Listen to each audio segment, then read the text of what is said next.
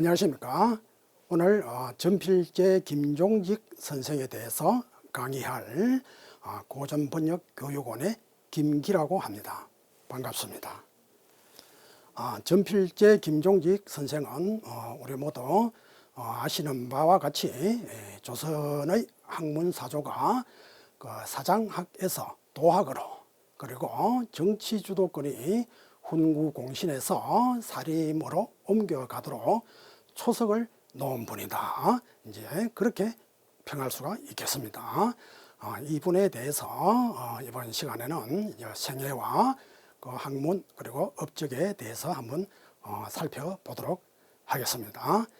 이 그림은 밑에 보이는 전심당이라고 하는 그림은 전필재 선생 생가 추원제의 마루에 걸려있는 현판입니다. 의미가 심장하죠. 마음을 전하는 집이다. 이렇게 되어 있습니다. 그 다음 전필재의 이제 가계에 대해서 한번 알아보도록 하겠습니다. 전필재 김종직 선생의 본가는 선산일선이라고 합니다. 선산에다가 요즘 오면은 갈로를 해서 일선을 붙여서 선산일선 이렇게 부르고 있습니다. 시조는 신라 46대 문성왕 7대 손 순충공 선궁입니다. 이 선궁은 일선군에서 출생했습니다. 부는 아버지는 강호 김숙자, 이분은 선산 영봉리에서 출생하셨습니다. 부친 강호는 포원 정몽주 야은 길제의 학통을 이은 분이죠. 전필재의 어머니는 밀양박씨 사제감정 박홍신의 딸입니다. 전필재는 여기 강호와 밀양박씨의 3남 2녀 중 제3남으로 태어났습니다. 그러면 전필재가 어렸을 때 이제 어떠한 과정으로 이제 공부를 하였는지에 대해서 한번 살펴보도록 하죠. 6세 때 부친 강호에게 수업을 시작했습니다. 강호는 이제 좀 전에 말씀드린 것처럼 포원 정몽주 야은 길제를 이은 사림의 도학의 맥을 이은 종장이다. 이제 이렇게 부르죠. 자, 이분에게서 6세 때부터 이제 수업을 시작했습니다.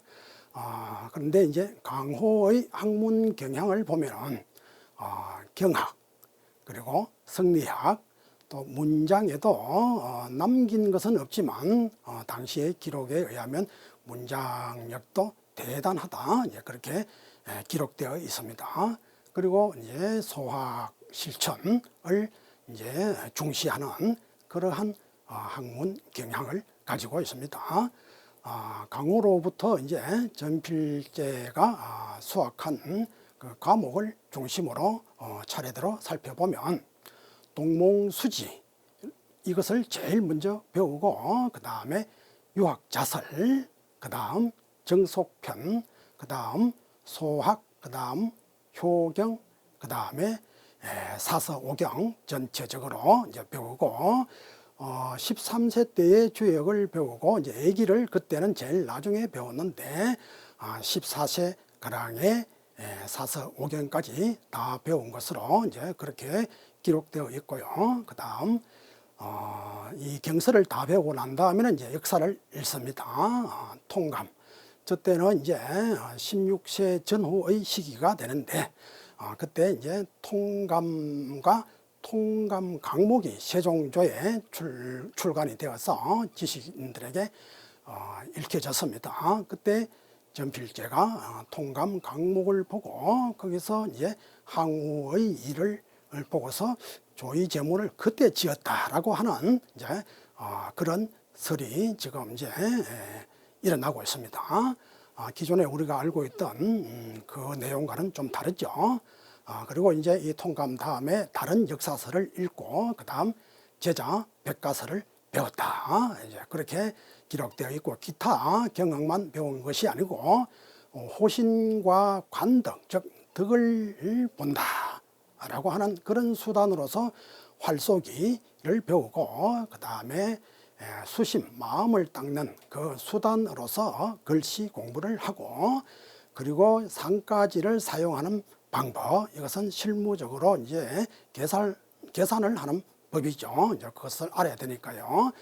그 다음에 이제 이 좀 나이가 들어서는 그 예민을 기반으로 한 그 실무적 그 정치의 방법, 이것도 전필제가 강호에게 배웠습니다. 이준록에 보면은 그에 대한 내용이 소상히 기록되어 있는데, 이 강호는 실무적으로 예민 사상을 바탕으로 백성들의 그 삶의 고통을 제거해주고 편안히 살도록 그러한 구체적인 그 정책을 많이 펼쳤습니다. 특히 지방관으로 있을 때 그렇게 했었습니다. 그것을 전필제가 눈으로 다 이제 보고 배웠죠.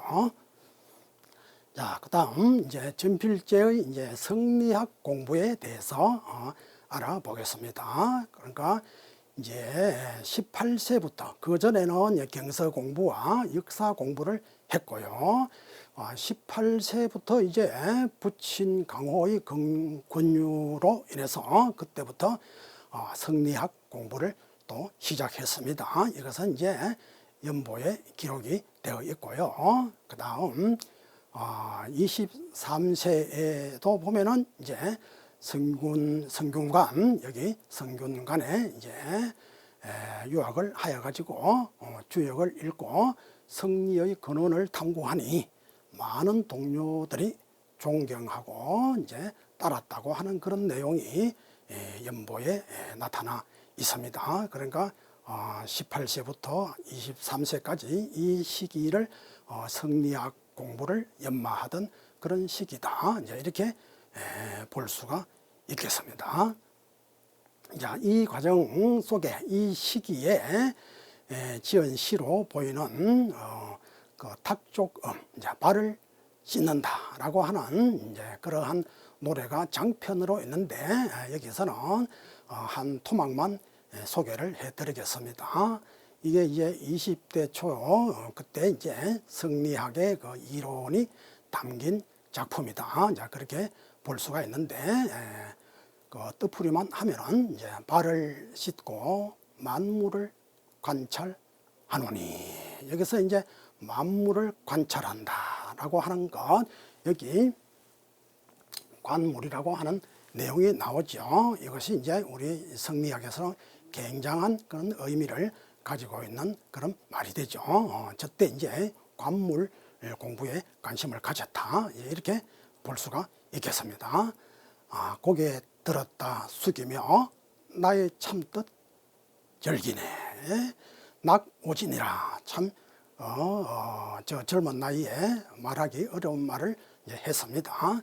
자, 그래서 내일 아침에는 행장 꾸려서 봄 깊은 강변을 찬찬히 밟아 보리라 라고 하는 이 성리학적 천리를 공부하고, 그때 이제 몸에 체득이 되고 느꼈던 바를 이렇게 읊었는데, 이 시에서만 보아도 성리학에 대해서 깊은 조예를 어린 나이에 갖추어 가고 있었다, 이렇게 평가를 할 수가 있겠습니다. 자, 그러면 이제 전필제의 이제 그 학문에 대해서 알기 전에 우선 그때 당시의 학문 성향을 알아볼 필요가 있겠습니다. 조선 전기 도학의 이 특성은 이렇게 볼 수가 있습니다. 자, 1차로 주자학이 이제 북방에서 수입이 되었죠. 자, 주자학의 1차 수입은 고려 말 안향 등에 의해서 원대 북방 주자학이 수입이 되었습니다. 원대의 그 대표적 주자학 학자라고 할 수 있는 허형, 그리고 허형의 그 주변 제자들이 이제 하나의 허형 학파, 이루었다. 그렇게 말할 수 있겠죠. 이 허형 학파에서는 소학의 그 윤리를 실천하는 것, 그것을 가장 중시했던 그런 성격을 가지고 있죠. 자, 이것이 1차적으로 이제 수입이 되었습니다. 자, 그 다음에 주작의 그 2차 수입이 또 있었죠. 이것은 정몽주에 의해서 명초의 그 남방 주작이 이제 우리나라에 수입이 되었었습니다. 이것은 이제 명나라 초기 남방의 절강과 금화 등지에서 일어난 반원 사상을 기반으로 한 춘추 의리학이다. 이것을 포원 정몽주가 수입해 왔습니다. 그리고 포원 선생은 스스로 그것을 본을 보였었죠. 그리고 이제 세 번째로 조선 전기 그 도학의 특성을 이제 정리를 해보면, 자, 그 북방 주자학의 그 소학 윤리, 그리고 남방 주자학의 의리학, 자, 이것을 체득 실천을 강조하는 그런 특성을 가지고 있었다. 조선 전기 도학이 그렇다고 이제 말할 수가 있겠습니다. 이러한 그 학풍은 그 제일 마지막으로 이 어떤 사람은 이론보다 그 실천 체득을 강조한 그 남명 조식 때까지 이어져 왔다. 그러니까 그 실천 체득 이것을 중시하는 그런 학풍이 남명 조식까지 왔는데, 그 조식의 그 생각은 이제 정주 이후 불필 저술이라, 정주 이후로는 저술이 더 이상 필요가 없다. 실천을 하기만 하면 된다. 이런 이야기죠. 그러니까 조선 전기에는 우리가 알고 있는 유명한 그런 선현들도 뭐 성리에 대해서, 예를 들어서 조선 중기 이후처럼 뭐 이기사칠 뭐 등등 이런 거에 대한 이론을 남겨놓고 그렇게 하지는 않았죠. 그러니까 조선 전기 도학의 특징이 바로 이론보다는 실천 체득을 통해서 삶 속에 구현하는 것, 그것을 중시했다. 이렇게 볼 수가 있겠습니다. 자, 그러면 이제 조선 전기 전체적으로는 이제 저러한 학풍이었다고 한다면, 전필제의 이제 도학은 이제 어떻게 했느냐? 이것은 이제 수기 이론을 이제 중시하는 그 조선 후기의 학풍과는 차별화가 된다. 그러니까 도덕 실천을 중시하면서 경세 안민에 힘씀으로써 원시 공명 사상에 정확히 부합하도록 노력을 했다. 말하자면 수기와 치인을 모두 이제 중요시했다. 그렇게 함으로써 그 국가의 어떤 실제적인 발전, 그런 것들도 말하자면 도움을 줄 수 있는 그런 이제 공부를 중시했다. 이렇게 볼 수가 있겠습니다. 기본적으로 본래 이 도학이라고 하는 것은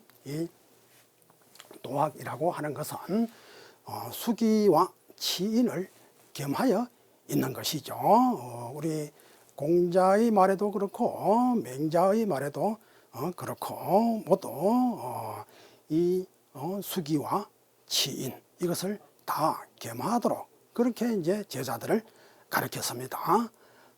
그런데 이것을 이제 수기와 치인을 겸했다고 하는 이게 이제 도학이다라고 하는 것은 성학지교에서도 이제 볼 수 있는데, 권팔의 성현 도통에 여기에는 이제 도통은 복희, 공자, 맹자, 주자까지 이어지는데 수기와 치인으로 이제 도를 실현한다. 이렇게 이제 수기와 치인이라고 하는 말이 거기에 분명히 들어가 있습니다. 그러니까 수기만 또는 수기 이론만 중시한다. 그것으로서 온전한 도학이라고는 사실은 말하기 어렵다는 이야기죠. 그러면 전필제 도학의 이제 연원에 대해서 전필제는 수기와 치인으로 이제 이렇게 나누어서 말해볼 수가 있겠습니다. 포은정몽주에서 야은 길제, 그 다음에 강호 김숙자로 전해진 그 인륜과 의리의 그 체득 실천을 중시하는 그 학풍을 개성했죠. 그리고 물론 저 계열에서도 경학에 대해서도 전수받은 바가 또한 있습니다. 그 다음에 치인에 있어서는 물론 이제 저 앞에 선현들의 뜻을 다 모두 이었는데, 그것이 이제 전필제는 아버지 강호에게 직접적으로 영향을 더 많이 받았죠. 그래서 강호가 세종조의 이제 길야은이 이제 배설에 이제 나가는 것을 허용했기 때문에 세종조의 배설에 나갔죠. 그래서 세종조의 그 실용적 위민 정치를 펼쳤던 그 영향을 받은 이제 강호 김숙자로부터 실용정치법, 아까 처음에 말씀드린 것처럼 그 지방관으로 있을 때 실제적으로 백성들에게 이익이 갈 수 있는 그러한 정치를 펴는 그런 법, 그것을 이제 직접 보았죠. 그리고 아버지 강호로부터 또 문장 경학을 개성한 바가 있다. 이것은 이제 그 이준록을 참조하면, 이준록은 전필제가 저 강호에 대한 모든 그 면, 전체적인 면을 이제 기록한 그런 책입니다. 자, 그러면 전필제 수기학의 이제 특성에 대해서 말씀을 드려보겠습니다. 여기는 이제 소학, 중용, 가래, 절이 이렇게 이제 구분을 해서 살펴보도록 하겠습니다. 제일 처음 이제 소학을 통해서 하학, 우리 이제 하학 상달이라 그랬죠. 아래로 배워서 위로 통달한다 라고 했는데, 이제 소학을 통해서 하학 공부를 하는 것이죠. 전필제의 이제 소학 공부는 경에 의거해서 세소응대 등의 그 일상의 그 인륜, 그것의 실천을 통해서, 즉 이것은 참 공경스러운 주일무적한 그러한 상태로 일상의 윤리의 실천을 통해서 본원을 함량한다. 본원 함량, 여기서 이제 말하자면 어떤 행위를 통해서 함량 공부를 한다. 이것은 뭐 이론간의 함량 공부다. 뭐 이렇게 표현을 할 수가 있겠습니다. 그 소학 공부를 한 그 의의가 이제 그러한 것이죠. 단순히 이 소학 공부는 그 도덕을 배우고 뭐 예절을 배우고 이 차원에 끝나는 것이 아니고, 그러한 것들을 통해서 우리 본성을 함량하는 그런 고도의 수양법이 그게 내재되어 있다. 단순하게 보아서는 안 될 문제입니다. 이 주자 어류에 보면 그 소학은 함량 차성이라, 소학은 이 성품을 함량하는 거다. 그래 하기 위해서 소학을 지은 것이죠. 그러니까 일상의 어떤 윤리적 행위를 통해서 내 본성이 회복되도록 함량하는 공부. 그러니까 단순히 실천 그걸로 끝나는 것이 아니고, 그것이 주는 효과는 마음의 수양에까지 바로 이제 영향을 미친다. 그렇게 이제 해석을 할 수가 있겠죠. 또 그 주자 어류에는 그 순리이응, 이치를 순해서 응한다면 비록 동하였으나 또한 고요한 것이었다. 그러니까 동하고 일상생활에서 움직이는 속에서도 함량 공부가 이루어진다. 그러니까 앉아서만 함량 공부를 하는 게 아니고 움직이는 속에 함량 공부를 한다. 그러면 움직일 때도 항상 경을 통해서 이치에 순해서 그렇게 응해 간다면 그것은 움직인 게 아니다 이 말이죠. 그러니까 동해도 또한 그것은 고요한 것이었다. 함량 공부는 우리 보통 이제 고요할 때 하는 것이라고 그렇게 이제 이야기를 하죠. 그러니까 생활 속에서 이치를 따라가 움직였다면 그것은 움직인 게 아니고 여전히 네 속에 잠겨 있었던 게 되죠. 그러니까 고요함을 계속 유지하고 있었다는 말과 똑같이 되는 겁니다. 그리고 이 소학의 그 일용 함량 공부는 그 논어 공부법을 개성했다라고 이제 표현을 할 수가 있겠습니다. 모두 실천을 통해서 이 덕성을 기르는 것을 이제 목표로 하고 있죠. 그러니까 이 소학의 그 공부는 결코 가벼운 것이 아닙니다. 자, 그 한원당 김경필에게 이제 이 소학을 전한 이야기는 유명하죠. 그 21세 때 함양에서 이제 배움을 청하자 소학을 주면서 이제 이런 시를 주었습니다. 반경은 덕경입니다. 서경의 편명입니다. 은반이라고 하죠. 자, 서경을 잡고서 어려운 걸 궁리하려 말고 그 방촌의 마음 아닙니까? 마음을 하늘과 못처럼 맑힐 줄 알아야지. 그러니까 이 방촌의 이 마음을 하늘과 못처럼 맑힐 줄 알아야 된다.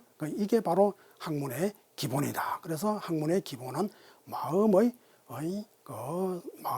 소양하는 희망에서 출발했다. 그렇게 볼 수 있죠.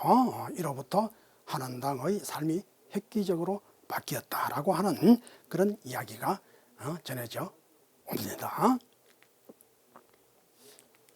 자, 이어 필제라고 하는 또 그런 내용이 있어요. 한원당과의 관계에서 그게 추강냉화에서 남효원이 한원당과 필제가 갈라섰다. 뭐 그런 말을 듣고 있는데 그것은 사실이 아닙니다. 자, 저 사진에 보이는 관찰이 전필제가 행조판서를 사직하고 기양했을 때 59세 때 보낸 편지인데 저기에 저때까지도 한원당과 일도와 함께 경사를 강론했다라고 하는 그러한 이제 내용이 담겨 있습니다. 그러니까 양혜은은 갈라섰다고 하는 것은 사실이 전혀 아니죠. 자, 아까는 이제 소학에 대해서 보았는데 이번에는 이제 중용, 이 전필제는 중용에 대해서도 굉장히 중요하게 이제 생각을 하고 공부에 힘썼습니다. 자, 중용을 통해서 상달의 공부를 했다. 그게 이제 소학을 통해서 하학 공부를 하고 소학을 통해서 하학하고 중용을 통해서 상달을 했다. 상달이라고 했는데 홍기달의 그 신도 비명에 보면 혼연화기라 이제 이렇게 이야기를 했습니다. 그러니까 이제 뭔가 공부의 경지가 유연해졌다. 이제 이런 이야기가 되겠죠. 여기서 이제 중용의 연비의학이 굉장히 중요하죠. 솔개가 하늘을 날고 고기가 물에서 뛴다라고 하는 건데 이것은 이제 도체가 하늘과 땅에 나타나는 것을 의미하죠. 이 전필제는 시에서 이 연비의학에 대해서 20회 가량 언급을 했습니다. 굉장히 특이하죠. 그러니까 연비의학에 굉장히 많은 관심을 가지고 있었다. 이렇게 이제 볼 수가 있고요. 그 다음에 이제 중용을 통해서 그 도체를 체득하는 방법으로 자명성, 명으로부터 밝아진다. 명으로부터 밝아진다. 이거 중용에 나오는 것이죠. 중용장구 제21장에. 자, 이것은 이제 학자가 공부를 통해서 성에 도달하고 그래서 천도와 합의를 하여 천지조화에 참여한다. 이렇게 이제 중용을 통해서 상달의 공부에도 힘썼다. 그렇게 이제 설명을 드릴 수가 있겠습니다. 자, 그 다음에 전필제는 그 애를 통한 수신, 여기에도 많은 관심을 가졌습니다. 가래를 중시하고, 그 다음에 이준노, 그 다음에 주례를 중시하고 그랬습니다. 자, 이것이 뭡니까? 조선 예학의 시작점을 제공했다. 그렇게 말할 수가 있겠습니다. 자, 네 번째로 절의사상. 정몽주와 길제로부터 내려오는 이 절의 정신을 체득하고 전파하려고 노력했고 전필제도 그것을 이제 몸가짐을 그렇게 했었죠. 그 전필제의 절의사상을 볼 수 있는 작품이 조이제문, 잘 아시다시피 조이제문과 화, 도연명, 술주, 그 다음에 고풍이수, 독사이수, 홍련 등이 있습니다. 그런데 이 전필제의 그 충절, 절의 정신을 볼 수 있는 내용 한 토막이 있습니다. 성삼문은 충신이다라고 이제 성종 앞에서, 성종이 세조의 손자 아닙니까? 성종 앞에서 성삼문은 충신이다, 그렇게 이야기를 했습니다. 그러니까 이제 성종이 얼굴이 안색이 싹 변했다 이거죠. 그러니까 전필제는 자신도 만약에 변고가 있으면 성삼문처럼 저도 그런 충신이 될 겁니다. 이제 그렇게 말했다고 하는 내용이 율곡의 석담일기에 기록되어 있습니다. 그리고 이제 제일 이 문제가 되는 게 조이제문입니다. 사실 조이제문은 그 지은 연대가 중요하죠. 현재 정축 10월 1, 정축 10월 어느 날, 이것은 그것은 의심해야 될 그런 이제 문제가 있고요. 나중에 이제 그 무오사화를 일으킬 때는 훨씬 뒤에 시점을, 그러니까 훨씬 뒤에 미루어 가지고 이제 조이제문을 지었다. 즉 세조 조정에 배설하면서 세조를 비판하는 글을 지었다. 이렇게 해서 이제 그 대역부도했다 해서 이제 무오사화를 일으켰거든요. 그럼 그거 다 모두 잘못된 그런 내용입니다. 이것은 단종의 죽음이 있기 이전에, 그러니까 세조가 등극하기 또 그 이전에 지었던 그런 글입니다. 통감 강목을 읽을 그런 시기에 지었던 글이죠. 자, 그래서 이것은 이제 세조와는 사실 무관한 그 일반적 그 충절을 읊은 작품입니다. 세조를 비판하고 안 하고 그거하고는 상관이 없습니다. 하든 안 하든 이 조이제문은 충절을 읊은 작품, 그것인 것은 틀림이 없습니다. 그리고 이제 세간 사람들이 간혹은 이제 그 세조 조정에 출사한 게 어디에 맞는가, 뭐 이러한 이제 의문을 던지는 경향이 있어요. 그런데 그것은 그 전필제는 세조 이전에는 섬긴 임금이 없습니다. 그 세조조에 출사한 거, 그것이 그래서 출처 의리를 범한 것, 그것은 아니죠. 만약에 앞에 임금을 섬겼는데 또 세조를 섬겼다, 그러면 불사이군의 그 대절에서 벗어나게 되는 거겠죠.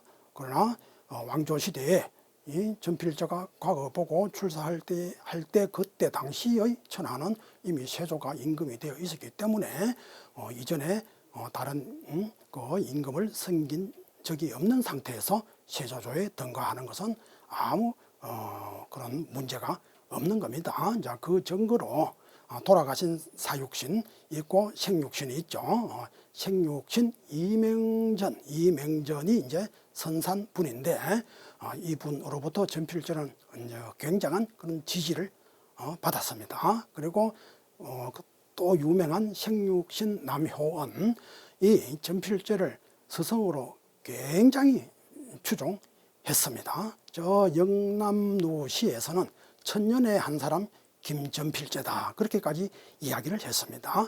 그리고 또 박팽년이 이제 그 사육신 아니겠습니까?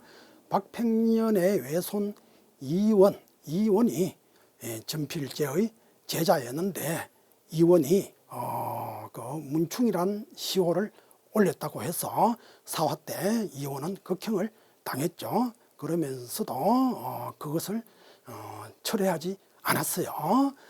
그리고 이제 많은 그 신진들이 문화에 들어왔습니다. 그 당시에 비판 의식이 가득한 영재들이 모두 전필제 문화에 들어왔거든요. 자, 이러한 상황을 보면 그 당시에 전필제가 세조조에 배설한 것은 그건 출처상 아무런 그런 하자가 문제가 없는 겁니다. 이제 이 앞부분에서는 전필제의 그 도학 그 자체에 대해서 살펴보았는데, 이번에는 그 도학을 기반으로 그가 가졌던 정치관, 또 문학관, 교육관, 이것은 어떠했는가, 이 부분을 한번 살펴보도록 하겠습니다. 전필제의 도학에 근거한 정치관, 이 전필제는 모든 것이 다 도학에 근거합니다. 그래서 정치에 있어서도 역시 마찬가지입니다. 이 그 전필제의 그 정치 목적은 요순 군민이, 즉 요순 시대의 그 임금과 백성이 되는 그런 이상을 실현하는 것, 그것이 이제 정치의 이제 목적이다, 전필제에게 있어서는요. 그리고 이제 정계에 나아간 것은 그 하나의 뭐 사명감을 가졌다, 이렇게 볼 수가 있습니다. 격탁양청, 그러니까 여기 탁한 것을 격동해 몰아내고 맑은 것을 드날린다, 드러내어서 펼쳐낸다라고 하는 이러한 사명감을 가지고 있었습니다. 당시에 그 훈구파가 득세한 상황이었죠. 그때는 급진적, 갑자기 개혁, 그것은 도저히 잊을 수가 없는 이야기입니다. 사람들은 급속하게, 신속하게 개혁을 해버리지, 하지만 그게 그렇지가 않습니다. 훈구 대신들이 아직 서서히 시퍼렇게 살아있는 그런 시대였죠. 그때 홀홀단신으로 들어간 겁니다. 그래서 이제 그 시간, 먼 안목을 가지고 점진적으로 이제 개혁을 추진하고, 동시에 그 세대를 이제 교체해서 새로운 사람들, 젊은 신진들, 맑은 사람들이 들어올 수 있게끔 그렇게 하는 것, 그렇게 해야 된다는 하나의 사명감을 이제 가지고 있었습니다. 그래서 이제 정신을 고무하는 것은 이제 이미 쇠하였고, 탁한 것을 밀쳐내고 그 맑은 것을 드날리는 그러한 이런 온전히 낙막 가득해졌다 이 말이죠. 이것이 이제 55세, 이제 말년이죠. 55세의 술해라고 하는 시에서 이제 가져온 겁니다. 이 시에서 보면 이러한 사명감을 가졌다는 것, 그것을 이제 알 수가 있겠습니다. 그 다음에 이제 전필제의 어떤 정치는 그 실용적 위민 정치를 했다, 이렇게 볼 수가 있습니다. 아까 말씀드린 것처럼 강호로부터, 강호 아버지 강호로부터 실제로 백성들을 편하게 살 수 있도록 해주는 그런 정치를 펴는 모습을 보았습니다. 그래서 또 그대로 그렇게 했습니다. 그래서 이제 함양 군수로 갔을 때는 그 함양에 나지 않는 그 달을 그 함양에서 생산하도록 해서 그것을 나라에 이제 공물로 바치게 해서 함양 백성들의 그 고통, 즉 먼 타지에서 나지도 않는 그러한 차를 먼 타지에서 비싼 돈으로 사 와가지고서 그것을 공물로 바치게 하는 그런 수고로움을 들어줬죠.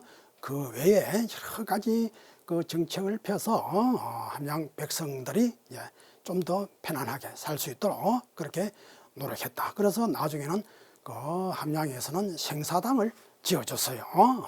그 다음에 경상도 지도 만들었습니다. 이것은 이제 경상도에서 병마차로 있을 때 그때 경상도 지도지를 만들었죠. 그래서 화공에게 경상도 지도를 모두 그리고 거기에다가 전필자가 글을 써서 기록을 했습니다. 저것을 만든 이유는 뭐냐?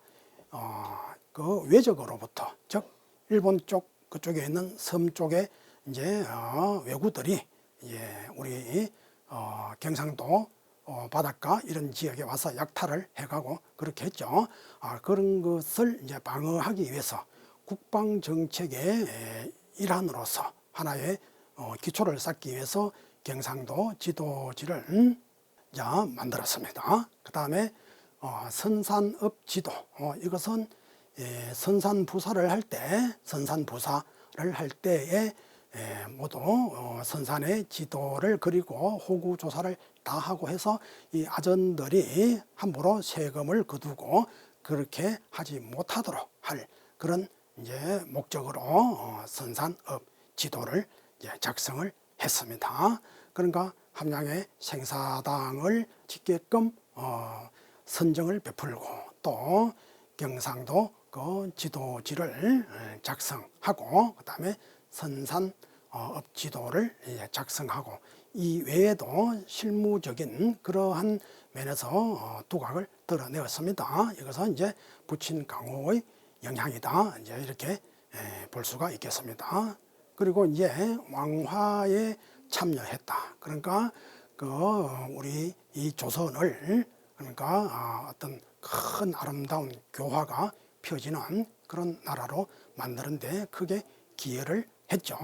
국가 문물 작업에 참여했고 학술 서적 간행에 힘썼고 그 다음에 이제 다 없어졌던 그 향사례, 향업례, 양노례 등을 실시해서 조선이 유교 국가로 탈바꿈하는데 큰 실제적인 활동을 했습니다.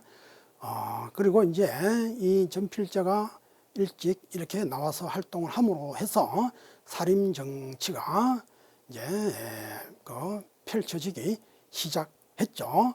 46명의 제자가 등과를 했어요. 그렇게 함으로써 성정조에는 사림의 세력이 어느 정도 이제 훈구에 비하면 중과부적이지만 그래도 어느 정도 기초는 쌓았다. 이제 그렇게 볼 수가 있겠습니다. 그리고 이제 유향소를 복립해서 어떤 성리학적 어떤 그런 이념이 전국에 펼쳐지도록 그런 노력을 했습니다. 자, 그래서 이제 전필제는 이제 그 결론적으로 보면 전필제는 그 조선 정치에 있어서 말하자면 그 사림이 진출할 수 있도록 산파 역할을 했다. 만약에 이제 전필제가 저때 아니었으면 사림이 조정에 출사할 수도 없고 했다 손 치더라도 오래 버티지 못했겠죠. 그 훈구 대신들에게 또 어떻게 화를 당하고 제거되고 그렇게 했을 수가 있죠. 그래서 잘 성장할 수 있도록 산파 역할을 전필제는 충실히 했습니다. 그 증거가 사후 6년 만에 사화가 발생해버렸죠. 그러니까 이 세력이 더 단단해지도록 이렇게 관리를 하고 힘이 더 만들어지도록 이렇게 축적을 해야 되는데 그것을 이제 전필제가 잘 했는데 그러니까 전필제가 이제 없으니까 이제 죽고 난 다음에 6년 만에 그것이 조절이 되지 않아서 사화가 발생을 해버렸죠. 그러나 결과적으로 우여곡절을 겪었지만 명종조에 와서는 사림정치가 구현이 되었죠. 그러니까 최후의 성자다 그렇게 말할 수가 있겠습니다. 자, 그 다음에 전필제의 도학에 근거한 문학관. 전필제도 그 문학에 있어서도 도학에 근거해 있습니다. 이 문학을 이제 우리 도학자들은 가볍게 얘기하는데 그게 아닙니다. 진짜 도학자들은 그렇지 않아요. 공자가 아들에게 시공부하라고 여러 번 이야기했죠. 주자 같은 경우는 1500수의 시를 짓기도 했습니다. 이것은 도학과 시는 둘이 아니고 함께 가는 겁니다. 자, 그런데 이 문학의 측면에서 보면 그 전필제는 처사문학의 대표자다. 그렇게 볼 수 있는데 이것은 이제 훈구 관인들의 문학관과 차별이 있죠. 훈구 이제 관인 문학자의 대표자라고 할 수 있는 이제 서거정이 동문선을 엮었죠. 관인 문학자의 또 다른 대표자라고 할 수 있는 성현은 그 전필제의 동문수입니다. 동문수에 대해서 이제 비판을 가하죠. 화려함이 없고 온자한 것, 즉 점잖은 것만 취했다고 이제 비판을 하고, 청구풍화에 대해서는, 전필제의 청구풍화에 대해서는 엄중함을 추구하고 호방함이 적다고 그렇게 비판을 했습니다. 그러니까 이것을 보면 전필제와 그리고 이제 그 관인문학자인 서거정 성현과는 완전히 이제 다른 문학관을 가지고 있는 것이죠. 이 문학관의 대립이 정치적인 대립으로까지 이어지는 겁니다. 그것을 이제 볼 수 있는 것이 사화 때 그 성현은 전필제의 그 조의 제무는 대역부도하니 극형에 처하라고 그렇게 건의를 합니다. 자, 그러니까 이 전필제의 문학이 그 관인들과 비슷하다 이렇게 평가하는 것은, 그것은 이제 올바른 평가가 아니죠. 완전한 차별성이 있고, 그래서 그런 것이 정치적인 어떤 그런 대립으로까지 이어졌던 겁니다. 그러니까 똑같이, 그러니까 전필제의 문학이 관인 문학이다 이렇게 말하는 것은 굉장히 잘못된 거다, 이제 그렇게 봅니다. 자, 그다음 전필제 시문학의 그 특성에 대해서만 간단히 보면은 수기와 치인의 수단으로 보았다. 전필제는 이 시문 문학이라고 하는 게 리성정 달풍교, 그러니까 성정을 다스리고 풍교를 이제 이룬다라고 하는 의미, 창달한다는 말인데 이룬다 이렇게 의역을 하면 되겠죠. 성정을 다스리고 풍교를 이룬다. 그러니까 성정을 다스리는 것은 수기고 풍교를 이루는 것은 치인이죠. 그러한 이제 수단으로 보았습니다. 그리고 기본적으로 제도적 문학관, 이것은 성리학적 문학관이죠. 도를 싣는 도구로 이제 그 문학을 바라봅니다. 그것은 이제 분명한 이제 사항이고, 그 전에 이제 이 퇴계도 전필제의 그 문학에 대해서 전하하여 도에 가깝다, 또 문을 타고서 도에 도달했다 이렇게 표현을 했고, 율곡이인은 경술에서 발하여 자덕을 이루었으니 의리의 문이다 이렇게 말했고, 계곡 장류는 그 말에는 리가 갖추어져 있다 이렇게 평가를 했습니다. 그러니까 단순히 어떤 글의 아름다움, 외향적 아름다움을 추구하는 그런 아니었다. 당연히 이제 경문일치론이 이제 등장을 하게 되죠. 경문일치론이라고 하는 것은 뭐냐면 관료생활 17년째에 윤상 선생의 그 시집서를 썼는데, 거기에 이제 경문일치가 등장합니다. 경과 문, 즉 경은 도라고 볼 수 있겠죠. 도와 문은 둘이 아니다, 서로 보완관계에 있다라고 하면서 이 문장의 가치를 조금 이제 상향 조정했다. 왜? 관료 생활을 하면서 문장의 중요성을 파악했기 때문입니다. 그래서 경문일치, 물론 밑바닥에는 문장이라고 하는 것은 도를 싣는다라고 하는 그러한 문학관을 바탕에 당연히 깔고 있는 거겠죠. 자, 그 다음에 이제 전필제의 도학에 근거한 교육관.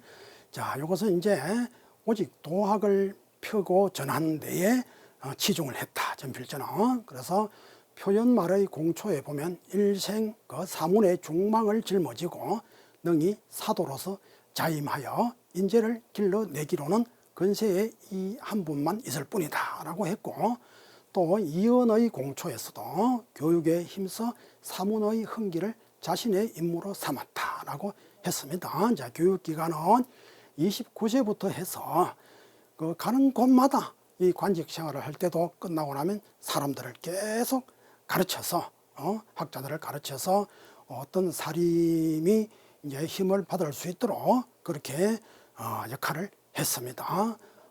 세상 떠나기 얼마 전까지도 한원당 일도 및 주변 학자들이 와서 공부를 하고 그렇게 했었습니다. 제자의 수는 당대의 최다입니다.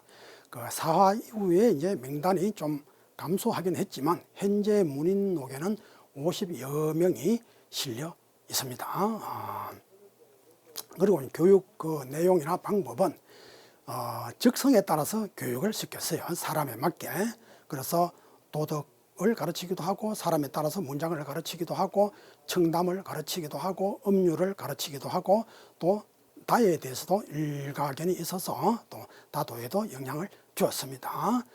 그러면 전필제의 교육 목적은 뭐냐? 그 유교적 인륜을 강화하는 겁니다. 전필제 자신이 그 부모에게나 형제에게나 부부간에나 자식에게나 기본 윤리에 최선을 다하려고 굉장한 노력을 했고 그것이 이제 후세의 본보기가 될 수 있도록 그렇게 했었습니다. 그 다음에 두 번째 이제 성리학 이념이 이제 전국적으로 조선 사회에 활착될 수 있도록 그 기반 작업을 했습니다.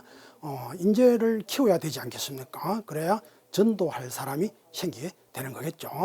그 다음에 이제 훈구파를 견제할 세력을 양성하여 개혁이 되는 그러한 그 정치 지형, 정치 지형을 이제 구성하도록 형성하도록 그렇게 이제 변화를 도모했다. 자, 이렇게 평할 수가 있겠습니다. 자, 전필제의 그 도학 논란에 대해서 간단하게만 말씀드리면, 자, 전필제는 도학자임에도 불구하고 또 문장을 잘한 탓에 문장가라 그렇게 또 몰아가기도 합니다. 자, 그것은 아니고 당대의 평가를 보면은 이제 성종대왕, 홍기달, 남효원 등 이제 당시의 여러 제자들은 모두 전필제를 문장과 도학을 겸했다. 이렇게 평가를 했습니다. 태계 이황 마찬가지로 그 문집으로 볼 때는 문장과 같다라고 한 적은 있습니다. 그 태계 은행록에 문집으로 볼 때는 그렇죠, 당연히. 그런데 전필제 시대에는 그 문집의 성리를 남기는 시대가 아니죠. 그러니까 문집에 뭐 일반적인 시문이 이제 많이 있는 것은 당연한 것이겠죠.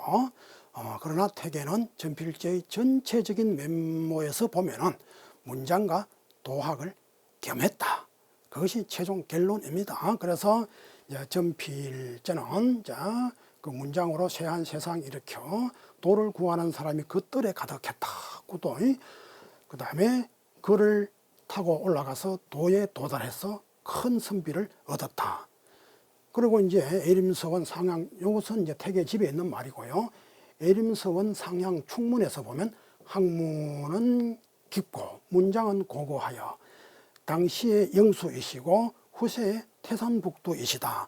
태계는 전필제를 이렇게 평가를 했습니다. 분명히 여기에도 이제 학문이 도학이죠. 문장을 겸한 것으로 표현을 하고 있습니다. 자, 도학에 이제 이 문장을 겸했다고 하는 것은 전필제가 그렇게 했죠. 이것은 문장은 수기와 치인의 그 도학을 현실에 펴는 도구다. 이제 그렇게 전필제는 이제 보았던 것이죠. 그러니까 수기 치인을 이 선비로서는 문장이 아니고는 달리 뭐 실현할 방법이 없었다. 뭐 이렇게 그렇게 본 것이다라고 이제 볼 수 있겠습니다. 자, 이것이 이제 애림서원 구영당 현판입니다. 태계가 이제 구도 영기정이다. 도를 구하는 사람이 그 뜰에 가득했다. 도가 없는데 도를 구하러 선비들이 뭐하러 모여들었겠습니까? 자, 이것을 보면은 이제 알 수가 있습니다. 전필제는 도학자이면서 문장을 겸한 사람이다. 자, 이렇게 평가가 되는 겁니다.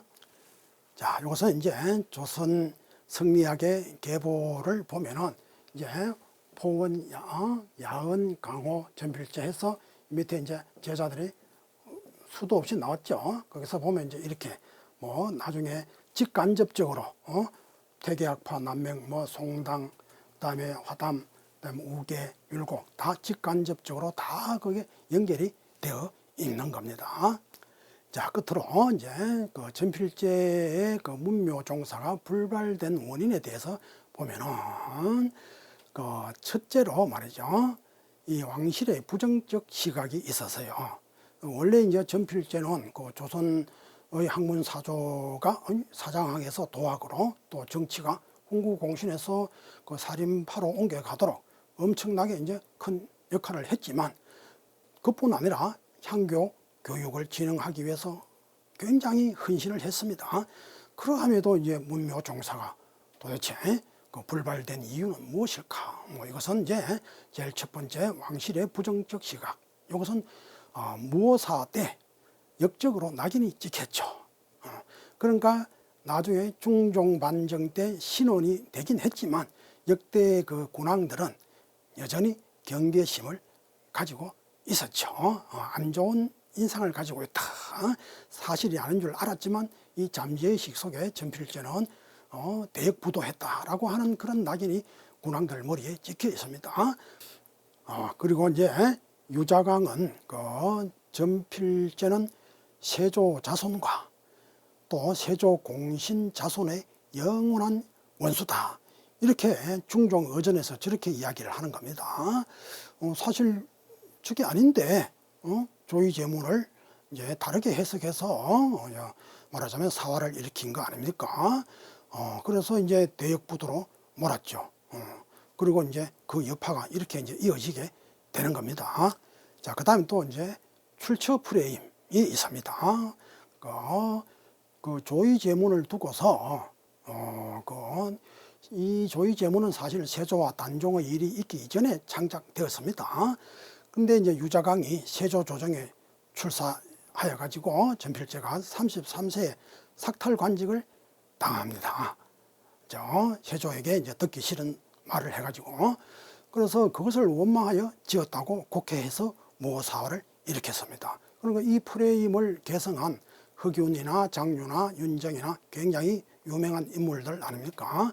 자, 이분들은 자신의 군왕을 비난한 글을 지어, 즉 조의제문을 그렇게 본 것이죠. 이제 유자강이가 그렇게 해석을 했으니까요.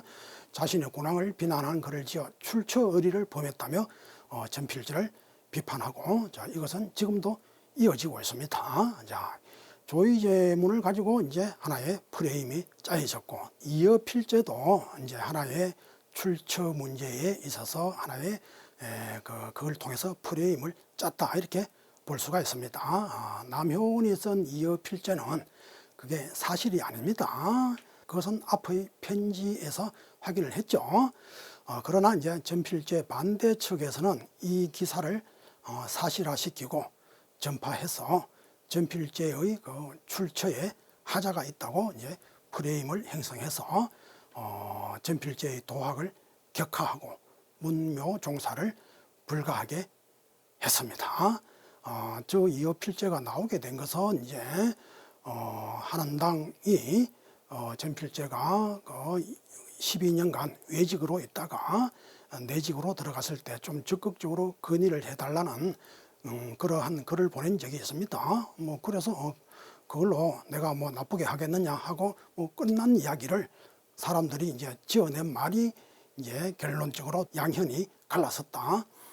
이런 결론을 내가지고 마치 전필제에게 큰 하자가 있는 것처럼 그렇게 이제 몰아간 겁니다. 그 오랜만에 조정에 가서 조정의 일을 좌지우지할 수 없는 그런 점은 있지만 그렇다고 전필제가 비도덕적인 일을 행한 적은 없죠. 그런데 이제 그게 자꾸 이제 이어필제를 가지고 말하자면 그 프레임을 짜서 전필제를 이제 출처에 문제가 있는 사람으로 그렇게 몰아갔었습니다. 이것이 이제 말하자면 그 전필제가 그 문묘종사 되는 데 있어서 하나의 방해 요소가 되었다 이렇게 판단이 됩니다. 자, 그리고 이제 세 번째로 이제 학문 프레임입니다. 그 태계는 분명히 도학과 문장을 겸한 인물로 전필제를 평가하고 그리고 이제 예림서원을 제자에게 짓게 하였습니다. 그렇게 했음에도 불구하고 태계 은행록과 경현록에 문지만 의지해서 보면 전필제는 문장가라고 한 그 말을 확대 재생산해 가지고서 그 도학자가 되는데 하자가 있는 거 아닌가 하고 이렇게 이제 그 프레임을 짜갔던 겁니다. 태계는 전체적인 면에서 도학과 문장을 겸한 인물로 평가했죠. 전필제를.